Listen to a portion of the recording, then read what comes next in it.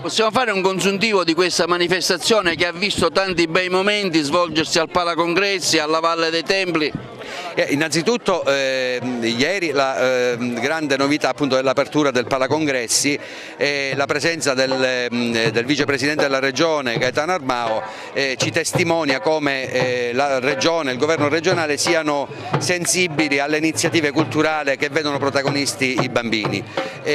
Oggi c'è tantissima gente a partecipare a questa marcia della pace e della fratellanza, che è un momento di incontro tra tante culture, tra tanti bambini appartenenti a culture, a mondi diversi, che però vengono qua nella meravigliosa cornice della Valle dei Templi per lanciare al mondo un messaggio di pace e di speranza. Commissario, possiamo fare un consuntivo di questi 3 giorni di manifestazione che ha visto l'inizio appunto del 73esimo Mandorlo in Fiore con il Festival dei Bambini, un consuntivo?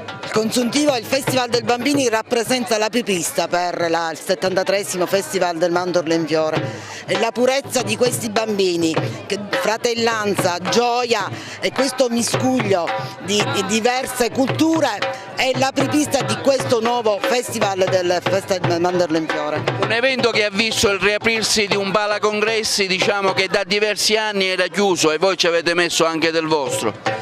Un ringraziamento va alla Regione Sicilia perché ci ha dato un finanziamento e ha permesso di dare ad Agrigento una nuova opportunità. Ora dobbiamo essere bravi sia come parco che come cittadini per portare grandi eventi e diventare trampolino di lancio il Palacongressi. È stata una bella manifestazione, diciamo anche quel suo fatto che i bambini del mondo hanno interessato e vivacizzato il centro storico. Sì, e come ogni anno qua sono passati i bambini, è stato bellissimo, tutto il quartiere si è mobilizzato per preparare dolcine, pasticcini di mandorla, poi abbiamo fatto una nevicata di coriandoli, ma soprattutto il calore delle persone che stanno là sopra per ritrovare il vecchio centro storico, la vecchia Girgente, con il calore che sicuramente sa dare come negli anni passati.